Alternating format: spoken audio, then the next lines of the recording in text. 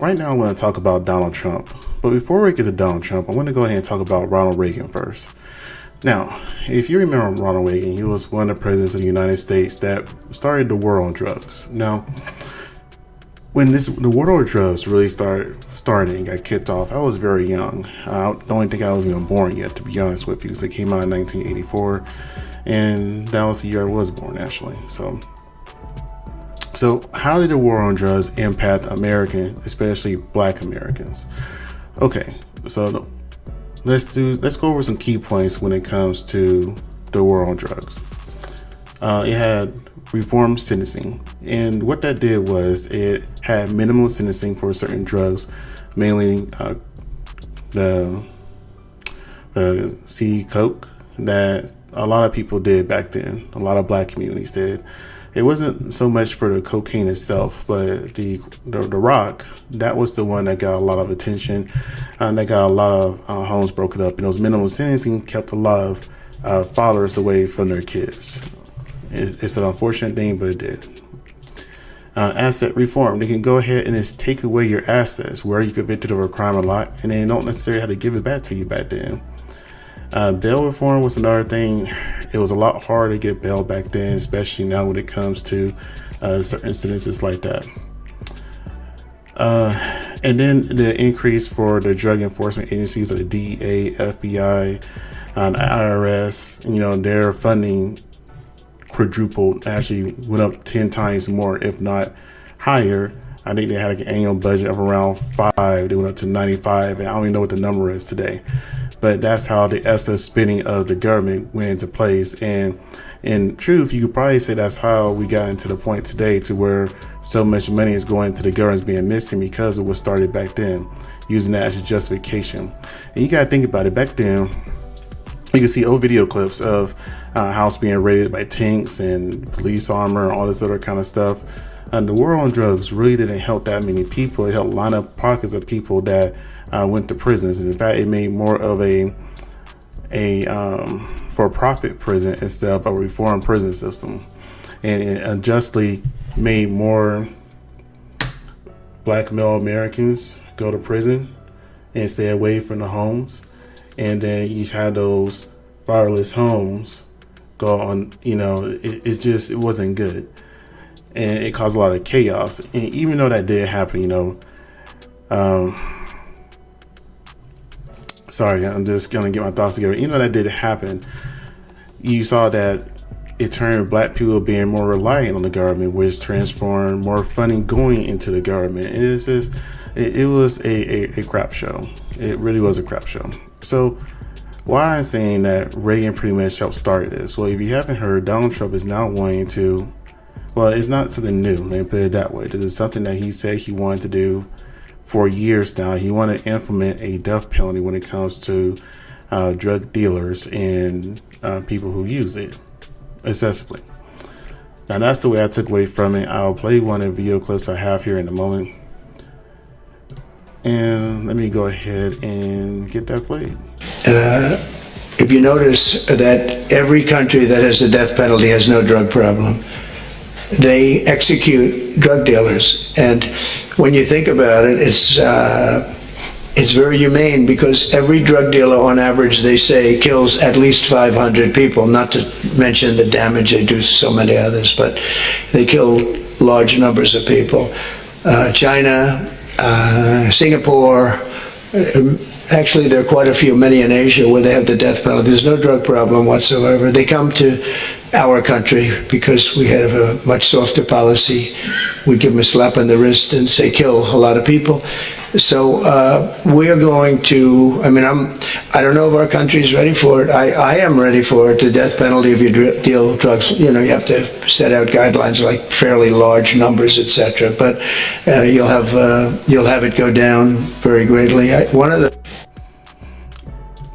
Now, would the fear of somebody potentially getting the death penalty make somebody not want to sell drugs? Absolutely. Because let's be real here, people have made the prison system their second home, and people get institutionalized, so they have no fear of going back into prison or jails. But here's what I see was really going to happen. Not everybody is going to get the death penalty. You'll be hard pressed to find one person that does not know somebody directly or indirectly who is a drug dealer. Either your family, your close friend group, distant associate. You cannot walk down the street and you cannot find one person that does not know somebody that sells drugs, right? And then there's the trafficking aspect of it too. Let's say if you're forced to do it, is it going to be one of these things you ask questions and then find out the truth? And if you find out the truth, they get let go. And then there's the other aspect of it of police corruption. What about the police officers that are literally doing the exact same thing the people on the corners are?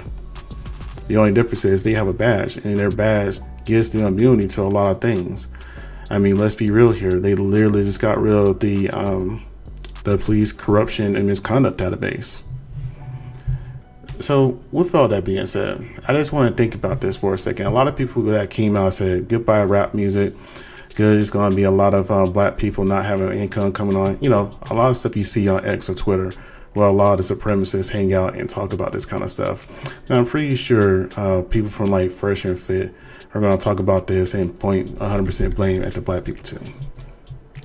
So I just want to think about some hardcore Republicans that support Donald Trump that were drug dealers.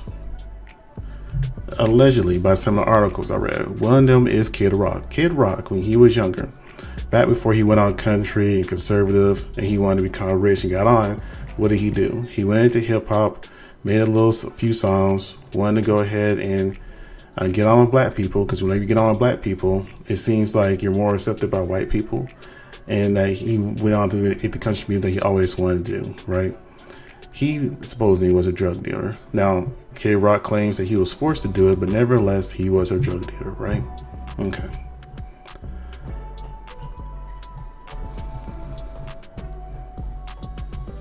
And then you have Tim Allen. Tim Allen went to jail back in the 70s for that, right?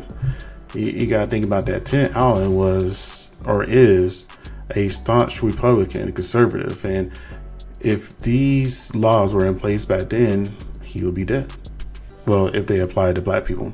But I really think what really happened is that he would just, or just in people in general, like say, hey, you could face death, but instead of taking death, we're going to put you at a minimum of 20 years in prison to keep that prison population going and keep the slave labor going, to keep cost of building stuff cheaper, because you got to think about it. We have all these terrorists and cost of living, everything going up so much higher. It's got to be paid for somewhere, and then you're deporting all the people that will work cheaper, which is normally the Hispanic community. So how else do you do this? Get more and more people in these prisons that's going to work for pennies on a dollar, much cheaper than you can pay any immigrant or illegal here. And there you go. You fix the problem of who's going to build these items, who's going to build these buildings and structures and everything else. But back to the people I was saying, there's also Mark Wahlberg. Mark Wahlberg was a horrible person when he was younger. Not only did he sell drugs, he also beat up an Asian man. That's not alleged. That was out there. It's out there for everybody to see. Okay, and then you get into the more famous people like Jay-Z. Jay-Z is obviously a very corrupt, evil man, and he has said that he has sold drugs. There's documentaries about that all over the place, but now he's a billionaire who's all pro-black. Now, do I think that people who are famous that sold drugs and used that drug money should go back and do some type of reparation or a repentance for the stuff they did in communities and people that they harmed? Absolutely. Directly to those communities, not just like a mass thing and the people that they harmed. And you know, you have 50 Cent, who is now a businessman who made multiple hit shows that everybody loves. And then you have Idris Elba. Also, I can't remember which comedian said that he actually bought weed from him before. But, you know, these people had to make a way to find, to get to where they want to be in their drugs. And this is not a drug related, of course, but then there's Cardi B. Just want to throw a female in there who has a very questionable past. Well, actually, no, because she said she was drugging men. So, excuse me. So I say all this, I get a little wordy about all this, because where's the line going to be? You never know what will be the thing that will make somebody change their lives, reform their lives.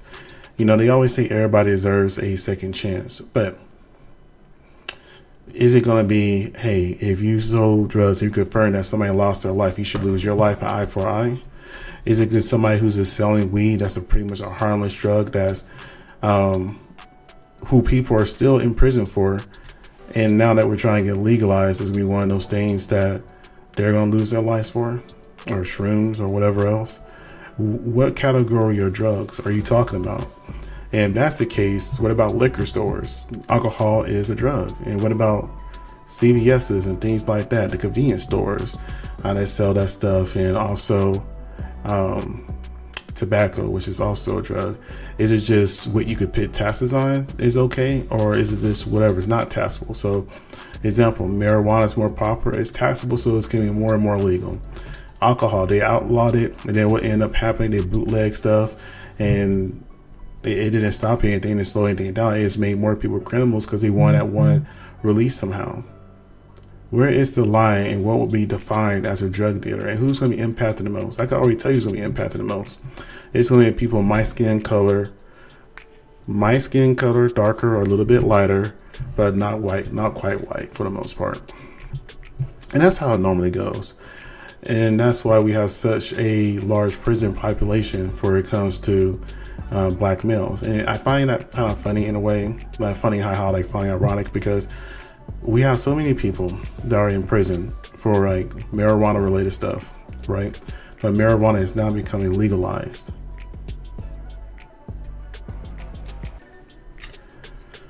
It is, I don't know. The war on drugs that Ronald Reagan has done, that he implemented, has destroyed so many lives, especially ones in minority communities. And then on top of that, if you think about it, a lot of the cocaine, the crack, and all that other stuff, yeah, we may have missed up crack, but the cocaine came from where? There are little reports out there of the CIA inputting this and putting this into black communities, and it's poison. Because every single time we rebuilt our communities, they gotta find a way to either destroy it or poison it some way, shape, or form. So I just want to know what you guys think about this. Whoever chooses to watch this, if you haven't subscribed already, go ahead and subscribe. I appreciate that. But what do you guys think about this, and what do you think that needs to be done? Now, again, this is something Trump has said he has wanted to do since 2023, from what I've seen. He could have been before that. But we all know how Trump gets whenever he's emotional. He'll accuse and do the wrong things, like with the, what was it, the Central Park 5? Yeah. You know, he wanted them to all to get a death penalty too. He's so quick to want to give people the death penalty.